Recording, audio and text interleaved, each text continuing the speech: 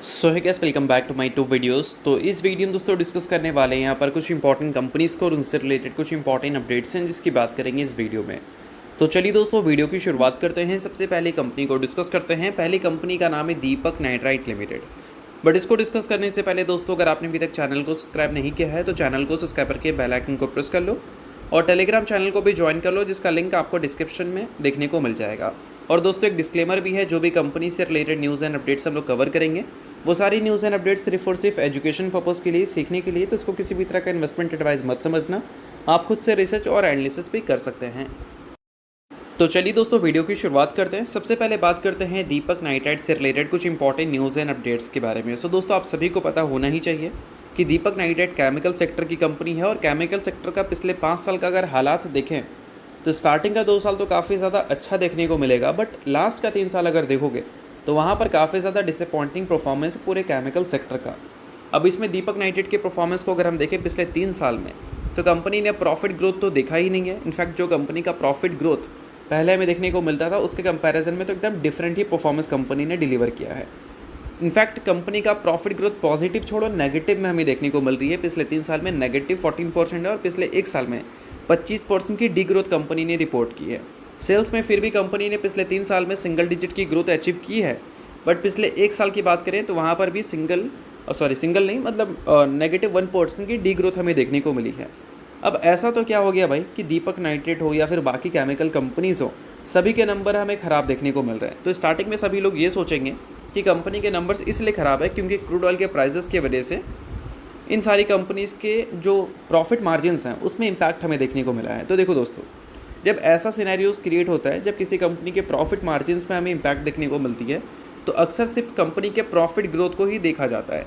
और profit growth तो चलो इस कंपनी का नेगेटिव है ही पिछले 3 साल में और पिछले 1 साल में, बट कंपनी के रेवेन्यू ग्रोथ की बात करें तो वो भी हमें देखने को नहीं मिली है पिछले 3 साल में कुछ अच्छा खासा। तो रेवेन्यू अगर बढ़ता और प्रॉफिट अगर नहीं बढ़ता तो चलो एक समझ भी आता कि क्रूड ऑयल के डेरिवेटिव्स की वजह से ऐसी चीज़ें हमें देखने को मिल रही हैं, बट ऐसा तो अभी हमें देखने को कुछ नहीं मिल रहा है। ना ही रेवेन्यू ग्रो हो रहा है, ना ही कंपनी का प्रॉफिट ग्रो हो रहा है। तो इसके पीछे का सबसे बड़ा रीज़न क्या है? तो सबसे बड़ा रीज़न है इंडिया का परफॉर्मेंस। अब इंडिया का परफॉर्मेंस ग्लोबली लेवल पे देखोगे, ग्लोबल केमिकल मार्केट में इंडिया का जो मार्केट शेयर है वो हमें 3.4% देखने को मिलता है और 2022 में भी कितना था? 3.4% के आसपास। और चाइना का मार्केट 40% से भी ऊपर का है, मतलब चाइना का मार्केट शेयर 40% से ऊपर का है और अभी भी देखोगे तो 40% से ऊपर का है। और कोई भी कंपनी अगर एक पर्टिकुलर सेक्टर में ग्रोथ अचीव करना चाहती है तो अल्टीमेटली कंपनी को 2 चीज़ पे ध्यान देना होता है। सबसे पहला, कंपनी जिस सेक्टर पे काम कर रही है वो सेक्टर ग्रो करना चाहिए, और वो सेक्टर अगर मान लो ग्रो नहीं कर रहा है तो फिर कंपनी को अपने मार्केट शेयर उस सेक्टर में ग्रो करने चाहिए। ठीक है, लाइक अगर हम बात करें FMCG कंपनीज़ की, तो वो जो मार्केट है वो मार्केट बहुत ईजी से ग्रो नहीं कर सकता, वहाँ पर लिमिटेड ग्रोथ है। बट अगर कोई कंपनी वहाँ पर उतरती है और मार्केट शेयर गेन करती है ज़्यादा से ज़्यादा, तो फिर उसको अच्छा ग्रोथ मिल सकता है। और अभी के टाइम पे क्या हो रहा है, अगर ग्लोबल केमिकल मार्केट की बात करें तो इंडिया का मार्केट शेयर 2022 में जितना था और 2025 में जितना है दोनों सेम ही है। तो इंडिया का मार्केट शेयर अगर ग्रो नहीं करेगा तो इंडियन केमिकल कंपनीज़ के नंबर कैसे ग्रो करेंगे ग्लोबली लेवल पे? अब इसमें कुछ कंपनी तो इंडिया के बाहर बहुत ज़्यादा डिपेंडेंट है, लाइक आरती इंडस्ट्रीज जैसी कंपनीज़, और कुछ कंपनीज थोड़ी कम डिपेंडेंट है, लाइक दीपक नाइट्राइट जैसी कंपनीज़। अब दीपक नाइट्राइट कम डिपेंडेंट है, फिर भी दीपक नाइट्राइट के नंबर इसलिए ग्रो नहीं हो रहे हैं क्योंकि इंडिया में भी अगर देखोगे सिनेरियोज़ पिछले अगर 3 सालों का, तो इन्फ्लेशन से काफ़ी ज़्यादा हम परेशान रहे हैं। और इन्फ्लेशन से परेशान होने का सबसे बड़ा जो इम्पैक्ट हमें दिखा है वो केमिकल सेक्टर में दिखा है। इसे कोई भी लोग इग्नोर नहीं कर सकते, तो इस चीज़ को ध्यान में रखना। बट हाँ, यहाँ पर एक डेटा मेंशन किया गया है। डेटा के हिसाब से क्या बताया गया है कि अगर स्पेशलिटी केमिकल की बात करें तो 2025 तक स्पेशलिटी केमिकल का जो मार्केट है वो हमें $64 बिलियन तक देखने को मिलेगा। ये पहले का डेटा था और ग्रोथ हमें 12% CAGR से देखने को मिलेगी, बट ऐसा हमें देखने को नहीं मिल रहा है। ये बात हम बिल्कुल एडमिट कर सकते हैं। तो इस चीज़ को थोड़ा ध्यान में रखना। इसी वजह से केमिकल सेक्टर का परफॉर्मेंस हमें अच्छा नहीं दिखा है पिछले कुछ टाइम से। बाकी इसको कोई रिकमेंडेशन की तरह लेने की ज़रूरत नहीं है, सभी चीज़ें डेटा के बेसिस पे है, तो खुद का रिसर्च और एनालिसिस भी आप कर सकते हैं। सो अब दोस्तों वीडियो में आगे बढ़ने से पहले बात कर लेते हैं एक सेबी रजिस्टर्ड टेलीग्राम चैनल के बारे में, जो कि अपने ही टीम मेंबर का है, और उसको अगर आपने अभी तक ज्वाइन नहीं किया है तो आप उसको ज्वाइन कर सकते हैं। अब देखो ज्वाइन करने का सबसे बड़ा बेनिफिट क्या है कि काफ़ी सारी कंपनी के जो चार्ट्स होते हैं उसको अच्छी तरह से एनालिसिस कर कर आपको यहाँ पर अपडेटेड देखने को मिलता है। और सेबी रजिस्टर्ड टेलीग्राम चैनल है, तो सेबी रजिस्टर्ड रिसर्च एनालिस्ट के द्वारा अच्छी तरह से प्रॉपर एनालिसिस कर कर ही ये सारी डिटेल्स आपको देखने को मिलती हैं। तो लिंक आपको डिस्क्रिप्शन में दिख जाएगा, लिंक के थ्रू जाकर चैनल को ज्वाइन कर लो। तो चलिए दोस्तों बात करते हैं अगली कंपनी के बारे में। सो अगली कंपनी का नाम है टाटा मोटर्स लिमिटेड। सो दोस्तों अगर हम टाटा मोटर्स की बात करें तो पिछले कुछ दिनों में टाटा मोटर्स आपको काफ़ी ज़्यादा फोकस में देखने को मिल रही थी, क्योंकि टाटा मोटर्स के एक्सपेक्टेशंस के हिसाब से चीज़ें हमें देखने को नहीं मिली।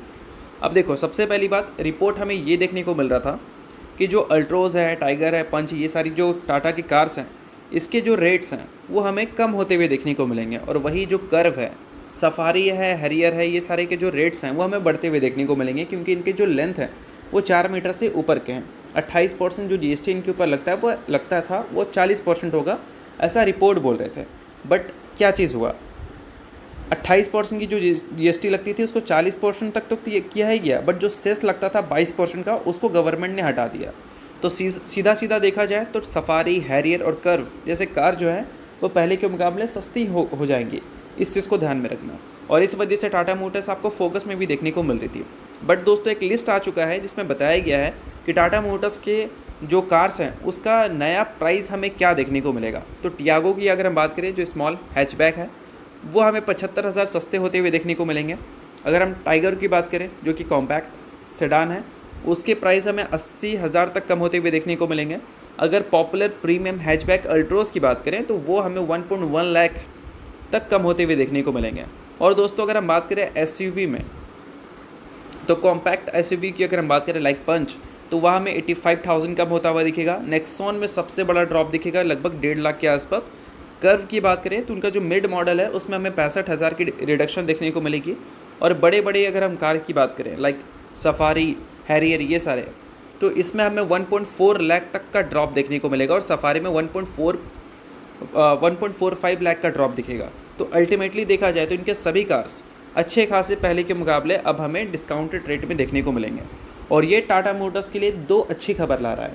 सबसे अच्छी खबर यहाँ पर यह है कि इससे क्या है कि टाटा मोटर्स के जो सेल्स हैं वो इंक्रीज़ हो सकते हैं, और दूसरा कंपनी के मार्जिन्स इंक्रीज़ हो सकते हैं। कुछ लोग कन्फ्यूज़ होंगे कि कंपनी प्राइस अगर कम कर रही है तो मार्जिन्स कैसे इंक्रीज़ होगा, मार्जिन तो डिक्रीज़ होगा ना। देखो ये जो प्राइस कम हुआ है ये कंपनी ने पॉकेट से तो कुछ कम किया नहीं है, तो इससे कंपनी के मार्जिन्स में कोई भी इम्पैक्ट हमें देखने को नहीं मिलेगा। बट हाँ, मार्जिन इंक्रीज़ ज़रूर हो सकता है। वो कैसे, वो मैं आपको बता देता हूँ। अभी देखो कंपनी सबसे पहले क्या ध्यान देगी, कंपनी अपने सेल्स को बढ़ाने पे ध्यान देगी, ठीक है। और सेल्स को बढ़ाने पे ध्यान देगी, और सेल्स अगर कंपनी का बढ़ जाता है तो अभी जो हैरियर 1.4 लाख नीचे आपको देखने को मिलेगा, वो हो सकता है कि आगे चलकर 1 लाख नीचे देखने को मिले। 40,000 कंपनी अपने प्राइस हैरियर पे बढ़ा दे। इससे क्या होगा, कंपनी के मार्जिन्स इंक्रीज़ हो जाएंगे। और ये कंपनी के लिए बहुत ज़्यादा इंपॉर्टेंट है, क्योंकि अगर लास्ट क्वार्टर की बात करें तो 14% से ऑपरेटिंग प्रॉफिट मार्जिन गिरकर 10% पे आ गया था। और अगर कार के प्राइस को कंपनी 10,000 से 15,000 से भी बढ़ा देती है अच्छे खासे डिस्काउंट के बाद, तो इससे क्या है कि कंपनी के मार्जिन्स में एक इम्प्रूवमेंट हमें देखने को मिलेगा, जिससे कंपनी की जो प्रॉफिटेबिलिटी है वो भी हमें बेटर होती हुई दिखेगी, जो कि पिछले 1 साल में काफ़ी डिसअपॉइंटिंग हमें देखने को मिली है, जो कि आप डेटा के बेसिस पे क्लियर कट नोटिस कर सकते हैं। तो देखना इन सारी चीज़ों पे थोड़ा ध्यान रखना। टाटा मोटर्स अभी तो अपने सेल्स को बढ़ाने पे ध्यान देगी ज़्यादा।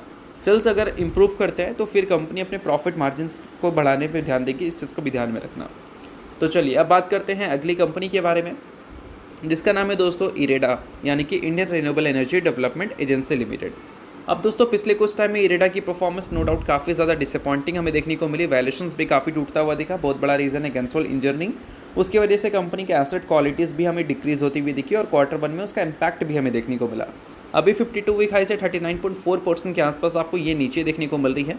रिसेंट में जो नंबर्स कंपनी ने रिपोर्ट किया वहाँ पर ग्रोथ रेट कंपनी का काफ़ी साल बाद 30% से नीचे आता हुआ देखने को मिला। और प्रॉफिट की अगर हम बात करें तो काफ़ी टाइम बाद कंपनी ने 300 करोड़ से भी कम का प्रॉफिट रिपोर्ट किया। इनफैक्ट 250 करोड़ से भी कम का प्रॉफिट था। रीज़न था कंपनी के एनपीएस इंक्रीज हुए थे गेंसोल इंजीनियरिंग की वजह से, और जो कंसिस्टेंट 30% से ज़्यादा की प्रॉफिट ग्रोथ कंपनी दिखा रही थी वो 16% पे आता हुआ दिखा है पिछले 1 साल की अगर हम बात करें तो। इसी वजह से मार्केट ने इस कंपनी के वैल्यूएशंस को अच्छा खासा एडजस्ट किया है। बट इसी पीरियड में अगर कंपनी की शेयर होल्डिंग पैटर्न की बात करें तो एफआईएस ने और डीआईएस ने दोनों ने अपने स्टेक्स को इंक्रीज़ किया है, जिसमें एफआईएस 1.74% से स्टेक 2% के ऊपर ले गई है, और डियास की बात करें तो 0.51% से स्टेक बढ़ाकर 2.95% कर दी है। बट अभी के टाइम पे अगर देखोगे तो इस कंपनी का लेटेस्ट म्यूचुअल फंड का डेटा अपडेट हो रहा है जुलाई के महीने का और अगस्त के महीने का। तो अगर अगस्त की बात करें तो 5 म्यूचुअल फंड ने बाई किया था और 2 म्यूचुअल फंड ने सेल किया था। नेट अगर हम चेंजेस की बात करें तो वो 62,000 शेयर्स हमें देखने को मिलता है। और ये 62,000 का जो नंबर है वो बाई का नहीं है, वो सेल का है, जो कि आप देख सकते हैं। मतलब इतना शेयर्स म्यूचुअल फंड ने बेचा है अगस्त के महीने में। और अगर हम बात करें Q2 में, सिर्फ अगस्त का महीना तो नहीं होता भाई, जुलाई का महीना भी होता है। और जुलाई के महीने में भी एक अच्छी खासी सेलिंग हमें म्यूचुअल फंड की तरफ से आती हुई देखने को मिली है। तो इससे हम ये उम्मीद कर सकते हैं कि अगर सितंबर में अगर नॉर्मल बाइंग भी रहा तो भी Q2 का जो शेयर होल्डिंग पैटर्न अपडेट होगा उसमें डीआईएस के स्टेक्स हमें कम होते हुए देखने को मिलेंगे, जो कि लास्ट क्वार्टर में काफ़ी ज़्यादा बढ़ते हुए दिखे थे, लगभग 2.5% के आसपास। तो इस चीज़ को आप थोड़ा ध्यान में रख सकते हैं। बट हाँ, चीज़ें एजुकेशन पर्पज़ के लिए है, तो इसको किसी भी तरह का रिकमेंडेशन की तरह समझने की ज़रूरत नहीं है। तो चलिए अब बात करते हैं अगली कंपनी के बारे में, जिसका नाम है जायडस वेलनेस लिमिटेड। रिसेंटली दोस्तों कंपनी ने 1:5 के रेशो में स्प्लिट की अनाउंसमेंट की थी। फिलहाल कंपनी ने उसका रिकॉर्ड डेट वगैरह सेट कर दिया है। रिकॉर्ड डेट की बात करें तो वो है 18 सितंबर का, यानी कि इस डेट तक जो कंपनी के शेयर होल्डर रहेंगे वो पूरी तरह से एलिजिबल होंगे स्प्लिट के लिए। सो अगर आप शेयर होल्डर हैं इस चीज़ को नोट कर सकते हैं, नहीं है इग्नोर कर सकते हैं, न्यूज़ थी इस वजह से मैंने बता दिया। बाकी ये किसी भी तरह का रिकमेंडेशन वगैरह नहीं है। तो चलिए दोस्तों, ये वीडियो यहीं तक था। होप करता हूँ वीडियो आपको अच्छा लगा, लाइक कीजिए, पहली बार सब्सक्राइब कीजिए। वीडियो देखने के लिए बहुत बहुत शुक्रिया।